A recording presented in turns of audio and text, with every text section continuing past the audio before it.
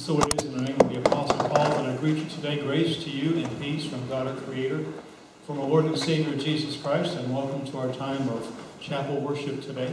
It's good to be in this space. It's good to have the concert choir with us today. And as you may have read in the email, as accompanying music downstairs for lunch, the Baker Jazz Ensemble is going to be playing for us. So it's a very cool day musically. So thank you very much, Dr. Waterton and choir. We're glad you're here. The technological stuff has been remedied, and there is on the Wildcat Wire an invitation to you to accompany me on the alternative spring break trip to Alabama next March. So please take a moment to let me know if you'd like to go. The information is on the Wildcat Wire. So far, there's just one person signed up, so it's going to be a nice time for two of us. And if any other person want to go, please feel free to do that.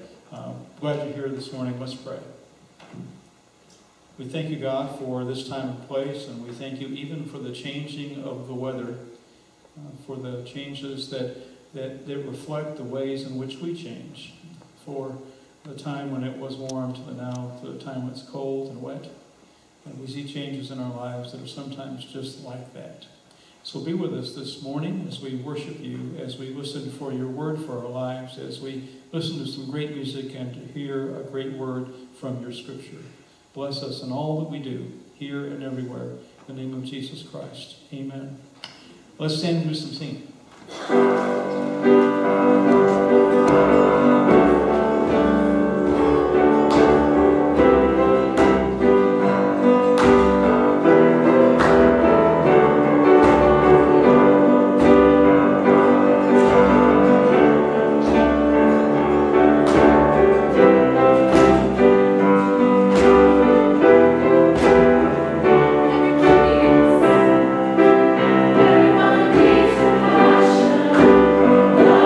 That's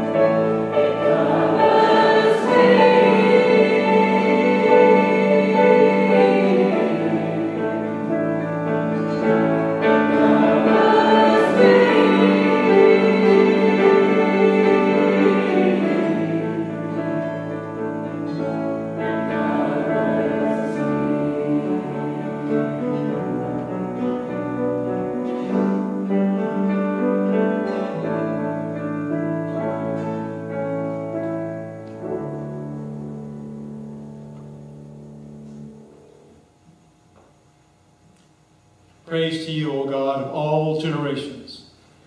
Praise to you, O Creator of all the earth. Praise to you, O Holy One, from everlasting to everlasting, you are God. We give thanks for God's steadfast love as we worship in word, in song, and in deed. Thank you. Please be seated. You notice I usually select a psalm to have as a responsive gathering, and that's one of the spiritual practices that I have. It's almost as though it's a psalm a day keeps the doctor away. It's a great way to start the day, to just pick one of the psalms and read through it as a way to begin the day and as an act of praise. The joys and concerns are being scrolled before you now and will also be on the website that you can refer back to. And I've asked this morning, I want to say first a word that it is a real honor to work as partner in ministry with Reverend Paul Babcock. I've known him for a long time. We've known each other. We're good friends. And what a joy it's been since he's been assigned to Baldwin First United Methodist to live in the same town as him and for us to get together and to be in partnership here. And it is out of the courtesy of the members of First United Methodist Church that we meet here today. And we are grateful for that very, very, very much. And I've asked Paul to come forward and lead us this morning in the morning prayer. So, Paul, please. Thank you. Thank you, Ira. The honor is mine. As you said, we've been friends for a long time and often communicated with each other by email. Now we get to see each other face to face and have conversations, and it's great. Let's pray. God, we thank you for this day, even though we are surprised by it. Surprised first as we walk out the door to see that it's gray, cloudy, kind of rainy, and cold, different than yesterday. Help us to realize, O God, that the weather is only a part of our day. The weather is only part of our day, for indeed you have blessings in store for us that we don't even know yet. Help us to realize that the weather itself is a blessing to us. To know that there is change, to know that there is difference, to know all kinds of good things. Oh God, some of us have received grades. Some of them are good, and some of them are not as good as we might like. No matter what they are, help us, oh God, to realize that grades are about our work. They're not about who we are as a whole. Help us to realize, oh God, that we are your people, for you have made it so. Help us to realize, oh God, that there is much to our lives as you give to us, as you bless us, as you shower your grace upon us. Sometimes change in weather brings illness. We pray, O God, that you would help us to know that illness is a part of life and that we are strengthened in the midst of our weaknesses. We are strengthened in the midst of our illnesses. We are your people. There are lots of things that are difficult, lots of things that are challenging. They are but a part of life. It is your grace that permeates our lives. It is your grace that showers down upon us. It is your grace that covers us. And sometimes it's hard to know that grace. Sometimes it's hard to see that grace. Sometimes it's hard to realize that grace, but help us, oh God, to realize that grace. Help us to receive that grace. We are your sons and daughters. Help us to claim our place as that. Not that we achieve it, not that we earn it, but that it is there for us as you give us that place, as you give us that calling, as you give us your grace in Jesus Christ. We thank you most especially for him as he sits at your right hand and as he teaches us to pray. Hear us now, O God, as together we pray. Our Father, who art in heaven, hallowed be thy name. Thy kingdom come, thy will be done, on earth as it is in heaven. Give us this day our daily bread, and forgive us our trespasses, as we forgive those who trespass against us. And lead us not into temptation, but deliver us from evil. For thine is the kingdom, and the power, and the glory forever. Amen.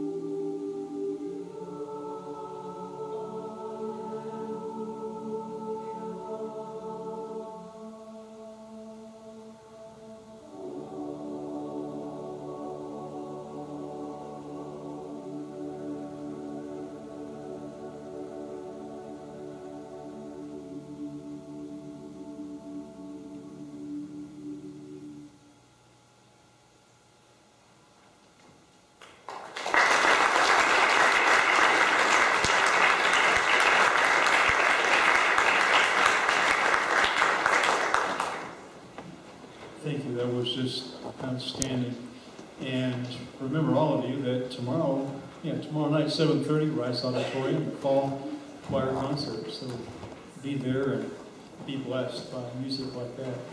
Great piece, and just so well done. Thank you. One of the things that I like best about being the minister here at Baker is that we are really an ecumenical, multi-faith group, and I like that. I like that a lot. We just did some figures on the fall enrollment and all, and there are a lot of United Methodists, about 20%, and about 25% are non-denominational, and about 23% are Roman Catholic. Altogether, about 29 different religious groups represented in the student body here, including people who believe nothing at all. And I love that. I love that diversity.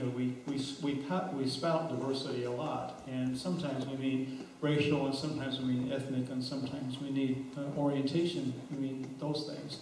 But one of the things in which I think we're really, really good at is the religious diversity that's represented not only in the student body, but also in the faculty and staff here.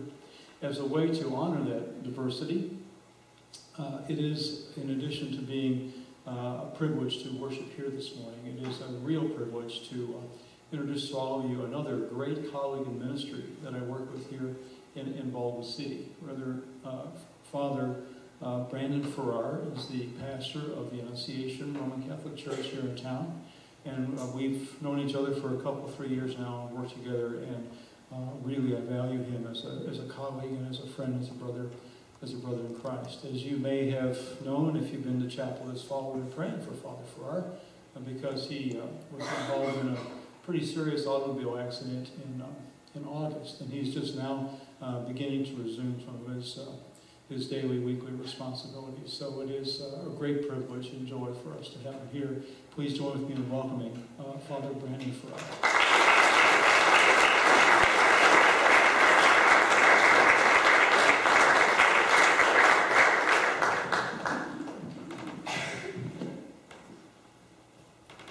Certainly it's a pleasure to be here with all of you.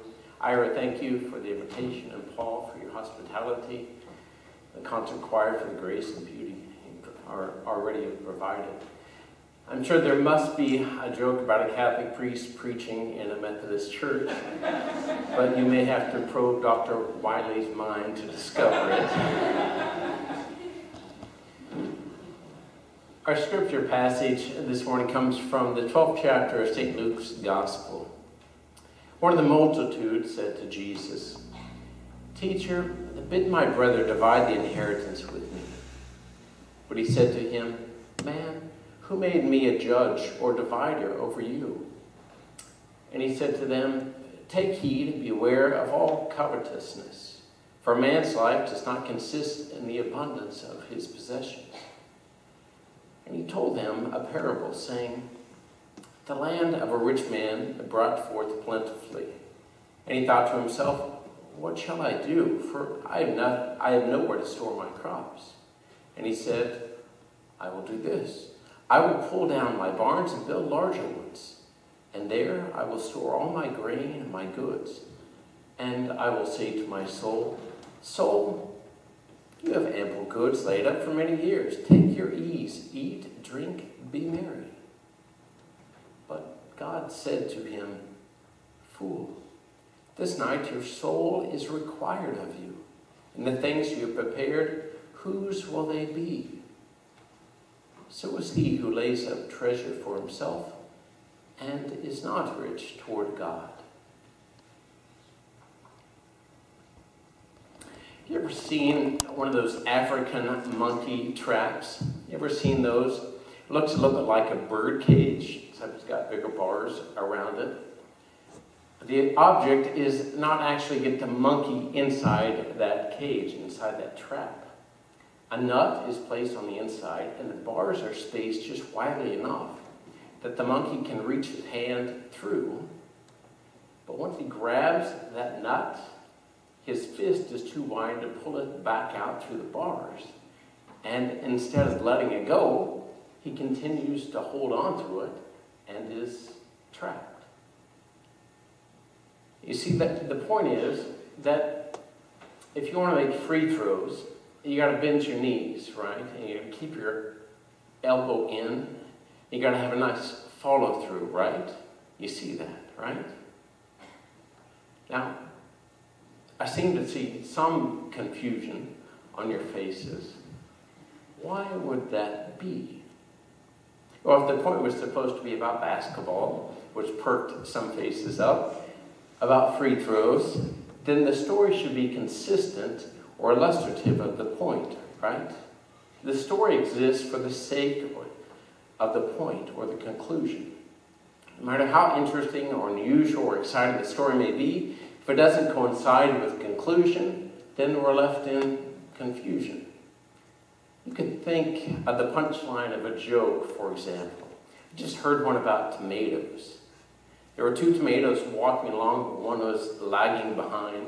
The one in front turned around and squeezed the other one and said, "Mustard!" Oh, of course, he didn't say mustard. He said, "Ketchup!" The story exists for the sake of the punchline. The joke exists for the sake of a laugh. If you mess up the story, well, there will be no laugh. Or think of a tool or a gadget, maybe a cell phone that constantly drops calls, or a computer that won't start up, or a barbecue grill that won't light. You begin to wonder, now, why do I even have this thing? Why do I even put food on the grill or make a call? They don't work. They're not fulfilling their purpose. Their existence just doesn't make sense. If I had told the story about the monkey trap and then followed it up with comments on riches, and materialism, on treasures that can trap us, it would have made sense, wouldn't it? That conclusion is consistent with the gospel we heard and makes the monkey trap story make sense, right? If you don't know what the conclusion or the point is, then your story will be hit or miss. If it makes sense, it'll just be luck. Without a story consistent with the purpose, confusion and chaos reign.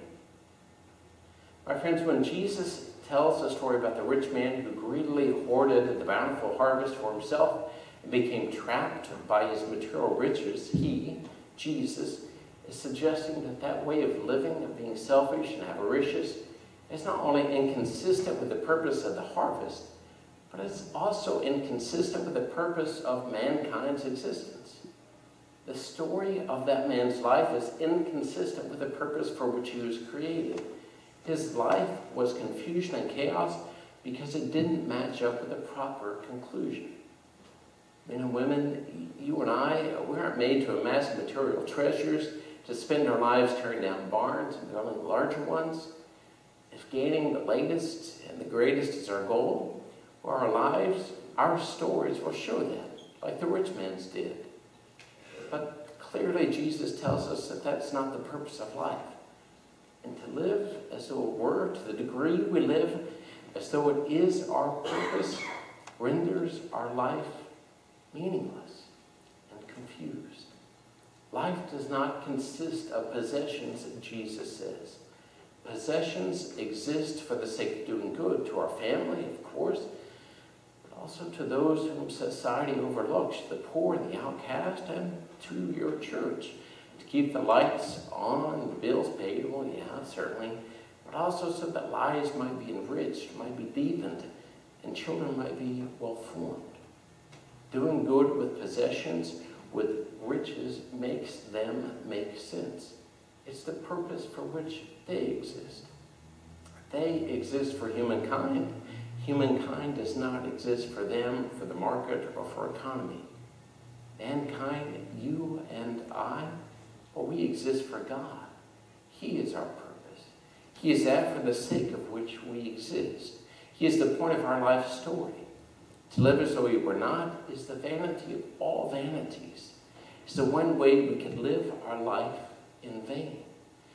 So the question for all of us, it seems, is whether or not our stories are consistent or confused with the point, with the purpose of our existence. You know, as it was with the rich man, so it will be with all of us. One day, our life will be demanded of us. If that day was today, with the story, with your story, thus far make sense. I'm very grateful for all of your prayers and thoughts these weeks. Ira's talks on alcohol, the last couple times, have brought back vivid memories of the accident that I was involved in. I was headed northbound on I-25 close to Fort Collins, Colorado. It was late at night, traveling on the interstate, going about 75 or a little over, passing somebody who was in the right lane. There was a pickup in front of me. Ticket moved over to the right lane. I saw two headlights, and I thought, what are headlights doing there? And then we hit. I bounced over into the car that I was passing, and then the cable and rail system down the center of the interstate stopped me from moving over into the southbound traffic. A drunk driver had gotten on the wrong way and was traveling southbound on northbound I-25. About 18 inches closer to center on impact, and my soul would have been demanded of me that night. You know, alcohol abuse is an abuse of freedom. Notice that freedom is shared. It's not absolute. If I hoard, others go hungry. But notice that for which the drunk driver was seeking: alleviation of pain, distraction, companionship, and ultimately happiness. That's what all of us always seek, though often in misguided ways. But notice how the alcohol abuse promises something it cannot fulfill. The buzz ends and the remorse sets in. It's very similar to how we might grasp at riches, possessions, power, the thrill of hooking up. We are made for something which lies beyond the confines of this world. Relationships bear witness to this. Those who profess your love to one another, what does that love always move towards? Forever. I will love you forever. We're not satisfied with temporal love. We want something that extends beyond time and space. The trouble comes when we seek satisfaction in realities that can't fulfill that promise, or when we misuse relationships, people who have the same purpose as we do, and are present in our lives to help us fulfill our reason for existence. We're so fortunate to have this weekly chapel. It's a reminder of our origin and our end, our purpose in life. Remember, Sundays too. That's the principal reminder for us that our future lies outside of the bounds of this earth. We're so fortunate, like we heard today, to have such profound music. Good music every week. Good music questions reality, and it articulates through voices, sounds, rhythms, instruments, something of the infinite reality, encouraging us to hold out for that which is lasting and truly meaningful. Friends, Jesus speaks to us today, encouraging us to have a life of meaning, which is had through a life lived according to our purpose, to what matters to God.